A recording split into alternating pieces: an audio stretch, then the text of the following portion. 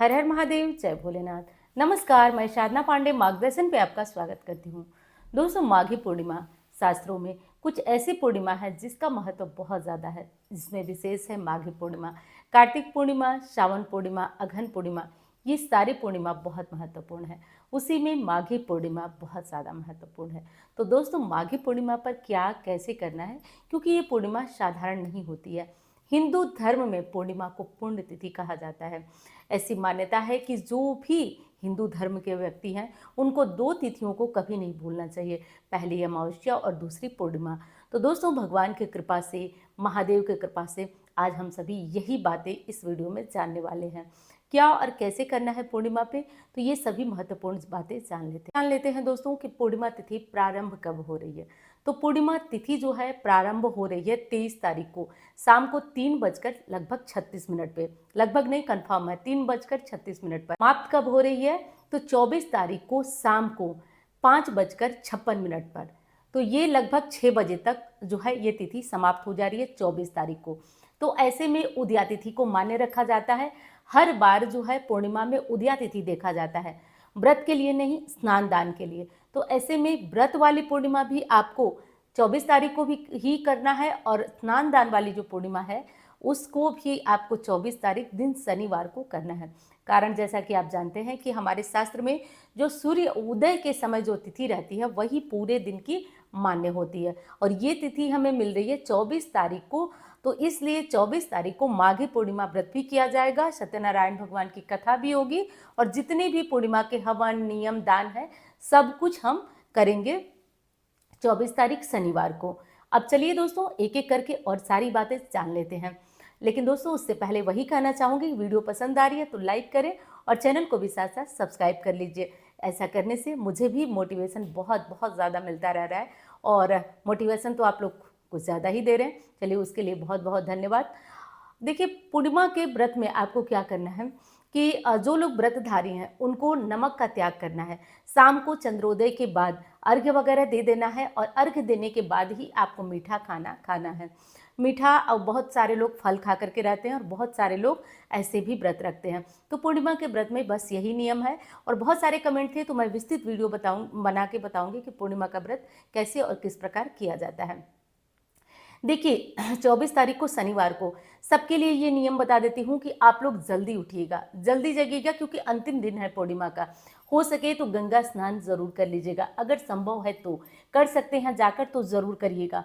ये मौका दुर्लभ होता है, नहीं कर सकते कोई बात नहीं, हम तो हमेशा की तरह ही घर में बाल्टी में गंगा जल मिलाएंगे, माता गंगा का स्मरण करेंगे, और वही भाव लाएंगे, मन चंगा तो कठौती में गंगा बोलते हुए स्नान करेंगे। हर हर गंगे बोलना मत भूलिएगा।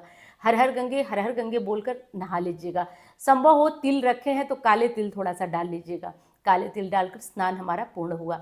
अब देखिए, ये बताने की आवश्यकता नहीं है कि जितनी भी गृहिणियां हैं वो ध्यान रखें, आज कितनी भी जरूरी हो, आप अपने घर में झाड़ू और अपने घर की सफाई आज आप खुद करेंगे। सुबह जल्दी उठें, और नहीं कर सकते तो आप कम से कम मेड के आने से पहले अपने घर के दहलीज मंदिर वगैरह की साफ सफाई आप कर लें। आपको करना जरूरी है, ध्यान रखें।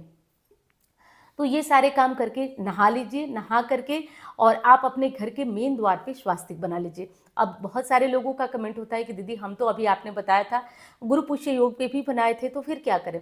कोई बात नहीं, आप उसी के ऊपर से दोबारा चला सकते हैं, और अमावस्या को जैसे मैं साफ करके बताने को बताती हूँ तो साफ भी कर सकते हैं। तो आज जो है स्वास्तिक बनाइएगा। उसके बाद आप अपने घर में साधारण जो पूजा पाठ करते हैं भगवान विष्णु माता लक्ष्मी जी की, वो पूजा आप लोग जरूर कर लीजिएगा। पूजा जरूर कर लीजिएगा। भगवान विष्णु और माता लक्ष्मी की पूजा यदि पूर्णिमा के दिन होती है तो साक्षात माँ लक्ष्मी का वास होता है। एक बात बता दूं आपको, बहुत पुरानी है लेकिन बहुत ज़्यादा ज़रूरी है, इसलिए बता देती हूँ कि दादाजी कहा करते थे कि जिन घरों में पूर्णिमा के दिन एक छोटा सा हवन होता है, हवन होम होता है, कुछ भी मत करिए, कोई कथा कोई पूजन न करिए, केवल आप छोटा सा होम करिए, उस घर में कभी दरिद्रता प्रवेश नहीं करती है। ये मेरा नहीं, मेरे दादाजी का मानना है, जो कि मैं बताती हूँ। बहुत बड़े मतलब ज्योतिष के जानकार थे, बहुत बहुत ज़्यादा। जैसे कि मैं हमेशा कहती हूँ कि जैसे लोगों के पास डॉक्टर के पास मरीजों की लाइन लगती है, वैसे उनके पास लाइन लगा करती थी। तो वो एक नियम बताते थे, और वो नियम भगवान की कृपा से मैं आप लोगों तक पहुँचाती हूँ दोस्तों। इसलिए ज़रूरी है कि आप इस बातों को बहुत ध्यान से सुना करिए। मैं मानती हूँ कि उनका ज्ञान दादाजी का अनमोल खजाना है, जिसे आप लोगों को ज़रूर लेना चाहिए। कितनी भी दरिद्रता हो, पूर्णिमा को ये हवन आप लोग अवश्य करिएगा, छोटा सा यदि संभव हो तो हवन अगर नहीं कर पाए कोई बात नहीं, इसके लिए भी बहुत सारे नियम बताती हूँ। देखिए, आपको क्या करना है कि भगवान विष्णु जी, माता लक्ष्मी जी की पूजा आप लोग बहुत अच्छी तरह से कर लीजिएगा, फूल अक्षत इत्यादि लगाकर। और कलयुग में तारने वाला सत्यनारायण व्रत होता है दोस्तों। सत्यनारायण की कथा, सत्यनारायण भगवान का व्रत, ये सभी संकट को दूर करता है, दुविधा को दूर करता है। इसलिए दोस्तों, सत्यनारायण कथा का मैं ब्राह्मण के मुख से श्रवण करना, ये कथा और अधिक फायदेमंद होता है। और मैं तो दावे के साथ पहली बार नहीं, बहुत बार कह चुकी हूँ कि 5 पूर्णिमा कर लीजिए। मनोकामनाएं पूर्ण न हो तो आप कहिएगा, जब शंख की आवाज़ आए बस दिल में भगवान विष्णु को याद करिए और आप भगवान से मांग करके देखिए, पूर्ण होती है हर मनोकामना। तो आपको सत्यनारायण की कथा लाइव हमारे चैनल पर 9 बजे के करीब सुनाई जाएगी। आधे घंटे इधर उधर भी हो सकती है, तो आप लोग चैनल को सब्सक्राइब करके और थोड़ा सा वेट कर लीजिएगा। भगवान के आने का वेट करने में तो और ज़्यादा ही प्रसन्नता होगी। तो पंडित जी के मुख से मैं और आप दोनों साथ साथ कथा सुन सकेंगे।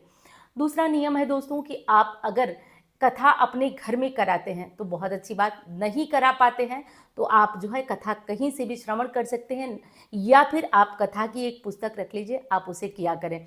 ठीक है, तो ये काम आप सभी को ज़रूर कर लेना है।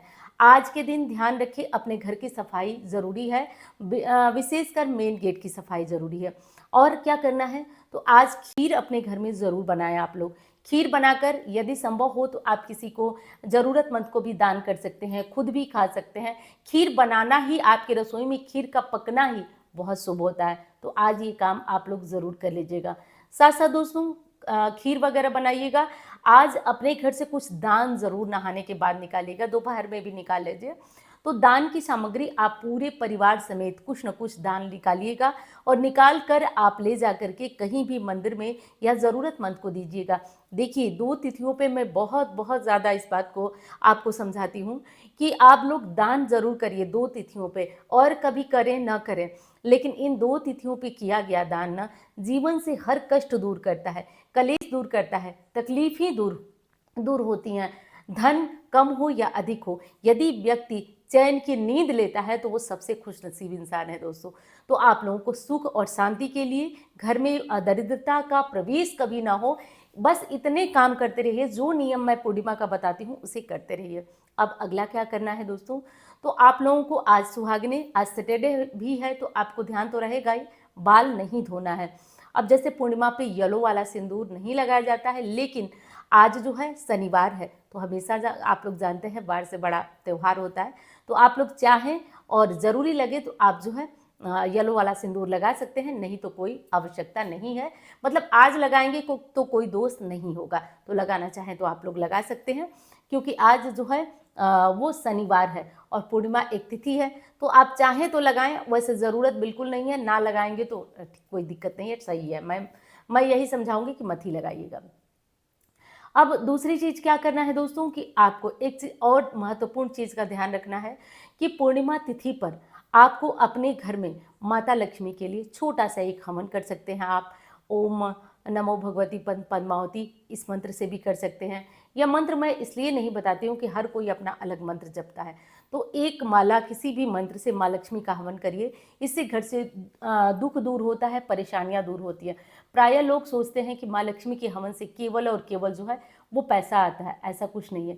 जो बेरोजगार हैं उनको नौकरी मिलती है, जिनका कार्य व्यवसाय नहीं चल रहा है उनका व्यवसाय और कार्य दोनों चलने लगता है।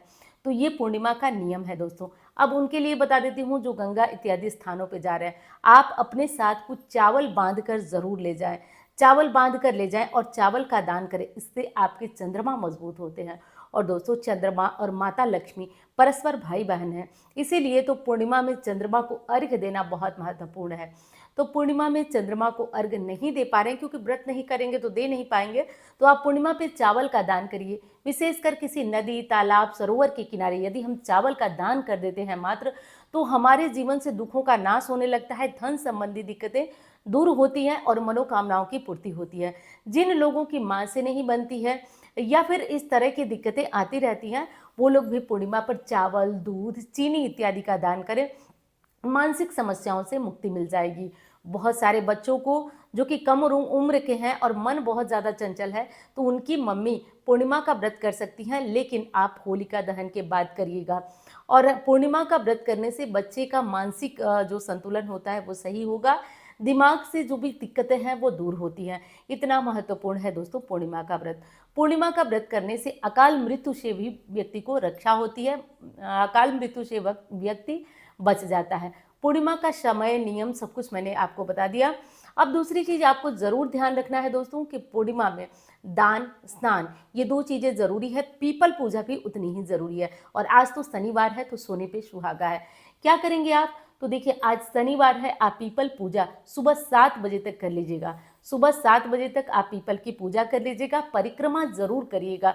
देव वृक्षों की परिक्रमा करने से कहा जाता है पग पग जैसे आप चलते हैं वैसे ही आपके लिए सुख के द्वार खुलते हैं, केवल जो देव वृक्ष हैं उनकी परिक्रमा करने से। तो आज पीपल की परिक्रमा करिएगा, मीठा जल चढ़ाइएगा, दूध और थोड़ा सा शहद या गुड़ या चीनी और थोड़ा पानी मिलाकर चढ़ा दीजिएगा। आज के दिन जिनके ऊपर शनि की ढैया है, साढ़े साती है, वो लोग क्या करेंगे, तो आज आप अपनी ढैया साढ़े साती से मुक्ति के लिए आज पीपल के नीचे खड़े होकर के 3 बार हनुमान चालीसा का पाठ करें। आप लोग 3 बार हनुमान चालीसा का पाठ करें और कोशिश करें कि पीपल को स्पर्श करते हुए आप हनुमान चालीसा का पाठ करें। ये मतलब चमत्कारी उपाय है, इसे हर कोई करे। हर सैटरडे भी आप कर सकते हैं। ये अद्भुत उपाय है जिससे कि आप शनि संबंधित पीड़ाओं से, कष्ट से, समस्याओं से मुक्त हो सकते हैं। तो ये सारी पूर्णिमा से जुड़ी हुई ज़रूरी जानकारियां हैं दोस्तों। और मैं कल आऊँगी 8:30 बजे रात को लाइव, तो लाइव ज्वाइन करना मत भूलिएगा। कुछ और महत्वपूर्ण बातों पे चर्चा होगी। कुछ आपके प्रश्न, आपके बहुत सारे प्रश्न थे जो कि आज की लाइव में छूट गए। तो चलिए, अब मैं कल यानी कि 23 तारीख को, 23 फरवरी को रात को 8:30 बजे लाइव जुड़ूंगी और मैं मिलती हूँ आपसे अन्य वीडियो में। तब तक के लिए कमेंट बॉक्स में हर हर महादेव लिखना मत भूलिएगा। धन्यवाद। हर हर महादेव।